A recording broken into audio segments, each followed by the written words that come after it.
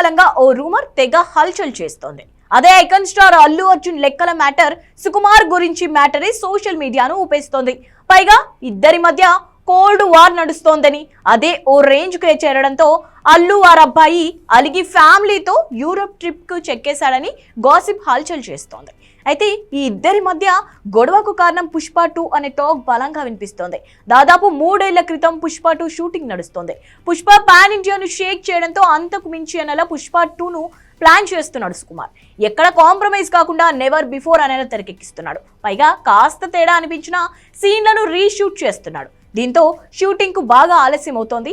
ఆగస్టులో రిలీజ్ కావాల్సిన movie September కు వచ్చేసింది. దాదాపు 30 రోజుల షూటింగ్ బ్యాలెన్స్ ఉండడంతో డిసెంబర్ రావడం కష్టమేనన్న టాక్ నడుస్తోంది. సినిమా కంప్లీట్ చేయాలని సుకుమార్ కు బన్నీ చెప్పినా పట్టించుకోకపోవడంతో అల్లు అర్జున్ కోపంతో గడ్డం తీసేయడం హాట్ టాపిక్ గా మారిందట. అయితే బన్నీ గడ్డం తీయడం వెనుక పెద్ద స్టోరీనే ఉందన్న టాక్ వినిపిస్తోంది. ఇదిలా ఉంటే పుష్ప తీసినప్పటి నుంచి బన్నీ గడ్డంతోనే కనిపిస్తున్నాడు. అంటే దాదాపుగా 5 ఏళ్లుగా అదే లుక్ లో కనిపిస్తున్నాడు. అయితే ఎంతకీ పుష్ప 2 కంప్లీట్ కాకపోవడంతో అసహనం వ్యక్తం చేయడంతో పాటు బన్నీ లైనప్ కు ఇబ్బందిగా మారింది.